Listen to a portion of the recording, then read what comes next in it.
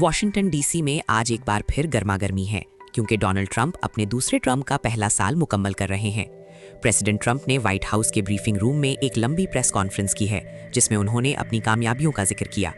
उन्होंने तकरीबन 1.5 घंटे तक रिपोर्टर्स के सवालात के जवाब दिए और अपने सिग्नेचर अचीवमेंट्स को हाईलाइट किया। अल जज़ीरा के एलन फिशर ने बताया कि ट्रंप ने वही पुरानी बातें दोहराई हैं, लेकिन उनमें हकीकत कितनी है ये देखना होगा। ट्रंप ने दावा किया कि उन्होंने अमेरिका में $18 बिलियन की इन्वेस्टमेंट लाई है, लेकिन एक्सपर्ट्स के मुताबिक ये आदादो शुमार गलत हैं। उन्होंने कहा कि दूसरे मुल्क टैरिफ्स अदा कर रहे हैं, हालांकि हकीकत में ये बोझ अमेरिकन अवाम पर ही पड़ रहा है। ड्रग प्राइसेस के बारे में ट्रंप का दावा था कि उन्होंने कीमतें 600% कम की हैं, जो कि बिल्कुल सच नहीं है। प्रेसिडेंट ने कहा कि उन्होंने 8 जंगों में अमन कायम किया है, लेकिन कई जंगें अब भी जारी हैं और बहुत काम बाकी है। गजा में सीज फायर करवाना उनके लिए एक बड़ी कामयाबी रही है, जिसका उन्होंने बार बार जिक्र किया। एक अजीब बात यह हुई कि उन्होंने गल्फ ऑफ मैक्सिको का नाम बदलकर गल्फ ऑफ अमेरिका रखने का फैसला किया है। ट्रंप ने ईरान की न्यूक्लियर सलाहियत पर हमले किए हैं, एक ऐसा कदम जो गुज़श्ता कई प्रेसिडेंट्स ने सोचकर छोड़ दिया था। ब्रीफिंग के दौरान उन्होंने अपने साइंड एग्जीक्यूटिव ऑर्डर्स की फहरिस्त पढ़ी, लेकिन ये ऑर्डर्स कानून नहीं बदलते।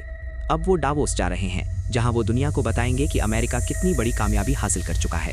गैस की कीमतें कम हुई हैं, लेकिन क्या आम अमेरिकन के लिए ज़िंदगी सस्ती हुई है? इस सवाल का जवाब मुश्किल है। सुपरमार्केट में बिल्स अब भी बहुत ज़्यादा हैं। हेल्थ केयर और गाड़ियाँ खरीदना मुश्किल होता जा रहा है। यही वजह है कि पोल्स में ट्रंप की रेटिंग काफ़ी नीचे है, क्योंकि लोग महंगाई से परेशान हैं। डावोस में उनका इस्तकबाल शायद ठंडा हो, क्योंकि नाटो इत्तेहादियों के साथ उनके ताल्लुकात काफ़ी कशीदा हैं। ग्रीनलैंड को खरीदने का उनका ख्याल अब भी कायम है, जिसने यूरोपियन लीडर्स को काफ़ी परेशान कर रखा है। पॉलिटिकल एनालिस्ट एरिक हैम कहते हैं कि ट्रंप खुद ही अपने सबसे बड़े चीयर लीडर बनाए हुए हैं। ट्रंप ने अब लैंड रूट से आने वाली ड्रग्स को टारगेट करने का नया मंसूबा बनाया है। वेनेजुएला में मिलिट्री स्ट्राइक्स और लोगों की हलाकत को उन्होंने ड्रग्स के खिलाफ जंग का नाम दिया है।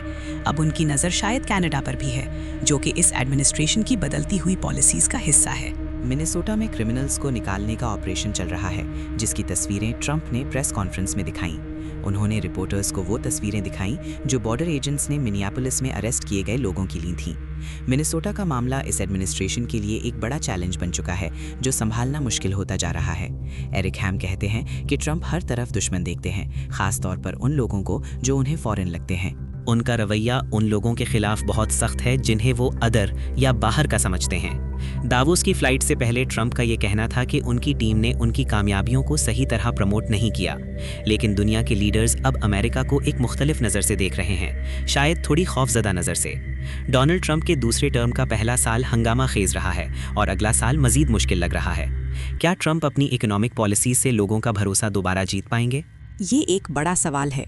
वॉशिंगटन डीसी की सियासी फजा में अब नए मोड़ आने वाले हैं जब ट्रंप दावोस में अपना मौक़िफ़ रखेंगे। फैक्ट चेकिंग से पता चलता है कि कई बातें सिर्फ सियासत चमकाने के लिए कही गई हैं। अवाम के लिए सबसे बड़ा मसला उनकी जेब और अफोर्डेबिलिटी है, जिस पर ट्रंप को तवज्जो देनी होगी।